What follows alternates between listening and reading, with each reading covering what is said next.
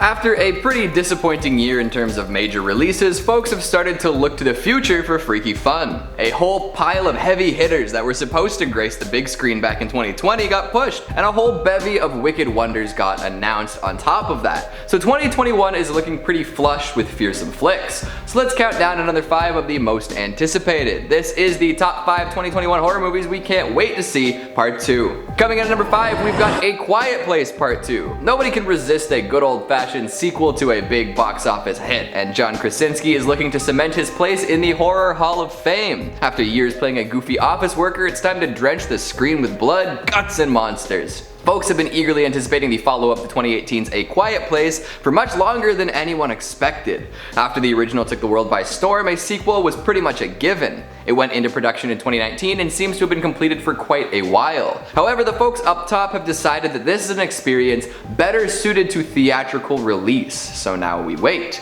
That seems to be the rationale for a lot of movie makers these days, so we'll see how it all pans out. First, it got pushed back to late 2020 and then bumped again to April 2021. In the meantime, we can sit quietly and let the anticipation build. Following the events of the first movie, Part 2 features the Abbott family, now missing their father figure and toting a brand new infant, as they realize that the world is much more dangerous than they could have ever imagined.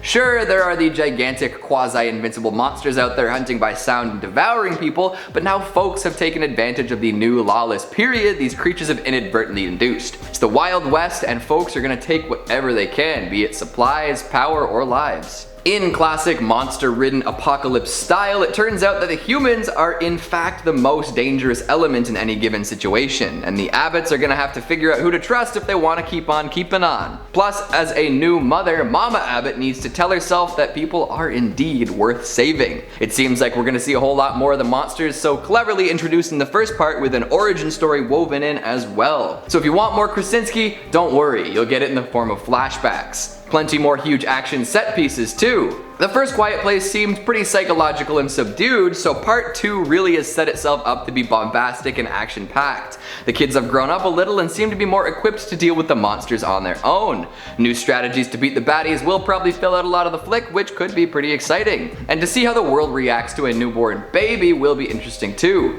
Newcomers to the cast should excite fans of other series too. We're gonna get to see Cillian Murphy as a grizzled, world-weary survivor, kind of like a foil to his less grizzled, world-weary survivor in 28 Days Later. After waiting so long after an initial release date, fans should be plenty hungry to see what happens in this universe-expanding sequel. Hey guys, hope you're enjoying the video so far. Before we move on, make sure to give this video a big thumbs up. It really helps us with the algorithm. Let's get going. Coming in at number 4, we've got Terrifier 2. Speaking of sequels that could potentially tell us a bunch more about the film's universe, let's talk about Art the Clown. Not much is known about the origins of this monochrome maniac, but folks do seem to love him. In fact, a lot of fans herald him as the new savior of slashers. So in true slasher fashion, why shouldn't Art get sequel after bloody sequel? Terrifier, which released in 2016, floored fans of the genre with its over-the-top violence and striking antagonist. It's not for everyone, but those who like it really like it. So giving this fan favorite a sequel seemed like a no-brainer. However, established movie studios didn't really think so. So thank goodness for grassroots support, am I right? Director, writer, and creator of Art the Clown, Damien Leone, managed to crowdfund the sequel to his cult hit and has been working tirelessly on it since. It was originally slated for a Halloween 2020 release, but the pandemic slowed production, pushing Terrifier 2 into 2021. However, Leone is confident that it will be worth the wait, and you know what? I believe him.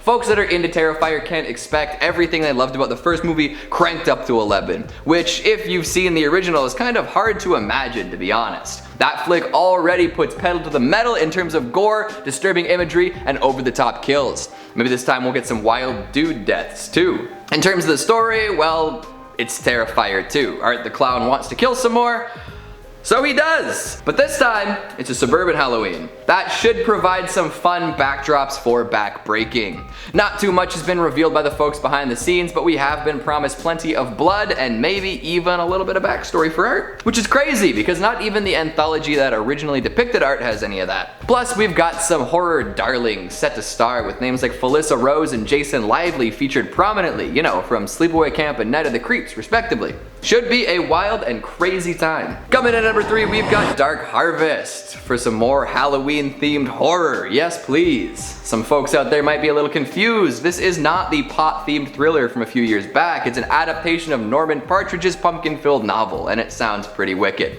Not much has been released yet, but if you take a look at the tale from the many pages of Partridge's book, there is plenty to be excited about. It takes place at a small Midwestern town in the 60s, but this isn't just any podunk place, it is a podunk place with a yearly tradition. The October Boy, you know, Sawtooth Jack, old Hacksaw Boy.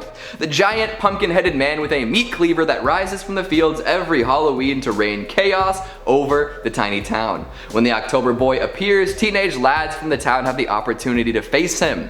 Most won't win in their struggle against him, but the risk seems to be worth it, because whoever manages to take down the October Boy wins a marvelous prize. A year without having to pay any bills, plus a brand new car. And to the teens in this town, that is some life-changing loot. So we've got Halloween rituals in a small town. We've got a pumpkin-themed, knife-wielding crop monster. We've got teens fighting for their lives and also the right to be the coolest dude around in some battle royale style struggle. Now where do I sign up? Coming in at number 2, we've got Saint Maud. Man, it really hurt that essentially no A24 movies came out this year. Like, they were on such a roll before and then nothing. The pandemic definitely played a part in this decision, but come on folks, put it out on digital or something. We're starving for moody indie flicks that make us feel like cinema connoisseurs. Personally, I got a whole lot of excellent Dark Souls vibes off the Green Knight trailer, but I don't know if that can be considered horror. Saint Maud, on the other hand, is most definitely horror. Religious zealotry-packed, pious self-harm, godgasm-filled horror. We meet Maud, our titular private carer. She's been hired to take care of a dying woman and has made it her personal goal to save her soul before she passes on. However, this dying woman doesn't want to have her soul saved. She wants to enjoy her last days on Earth as best she can, possibly even hedonistically. And then there's the dark secret behind Maud's unassuming devout visage. When someone begins self-flagellation, that's probably a sign they might need some help. But when they start putting needles in the soles of their shoes and floating in midair, that's a whole other issue. The trailer for this one is packed with crazy stuff, and I'm sure there is much more hiding away in the flick. A few lucky people got to see this one early when it premiered at film festivals, but since then it has been hidden away with release dates pushed back. Hopefully we'll see a solid release in 2021 and finally figure out exactly what's going on with Maud. And finally at number 1, we've got Psycho Gorerman. With a name like that, how can you not be excited? It's hard to fully encapsulate all of the awesome elements that should make for one of the most insane horror experiences of the upcoming year, but I'll do my best to describe it. So there's a being out there somewhere in the universe. This being encapsulates pretty much all of the violent and destructive urges that could possibly exist. And then this being has landed on Earth. However, a little girl found the amulet that controls the being and is now treating him as a pet named Psycho Gorerman, or PG for short. This movie's rated R, by the way. In addition to all of this, all sorts of crazy creatures have tracked the being to Earth and now want to battle over control of it, which means there are all sorts of crazy Super Sentai style fights between space aliens, Lovecraftian horrors, and assorted Earth dwellers. Blood, guts, and floating brains. Let's go. Doesn't that sound like a blast? Well, all of that is coming to Shudder early in the new year, so buckle up. And did I mention that the folks from The Void are involved? So if your practical effects senses weren't tingling already, they should be now. Equal parts comedic and crazy, this should be a blast and a half for a specific subset of horror fans. You all know who you are. This one can't come fast enough. Who's hyped, excited, brimming with nervous energy? Me too. After pushing so many releases back throughout the year, 2021 should be absolutely filled with awesome movies, as long as the studios release their iron grips on them. So which ones are you most excited to see? Did any of these tickle your fancy? Did any of them not tickle your fancy? Did I miss any particularly important ones? Make sure you let me know down in the comments. Speaking of comments, let's take a look at some of your more pernicious ones from the top 5 final girls in horror movies who don't make it. BlueDog79 says, I wish I had $1 for every one of these lists that include The Descent. I'm not complaining, mind you, it is a good movie. I mean, it just fits so many lists. It's a veritable treasure trove of horror themes. Just Some Bigfoot with Memes says, everybody gangsta until they're the character that doesn't make it. Well, yeah, because they don't make it. They're dead. RJ Ellert says, sorry, I don't want unavoidable spoilers.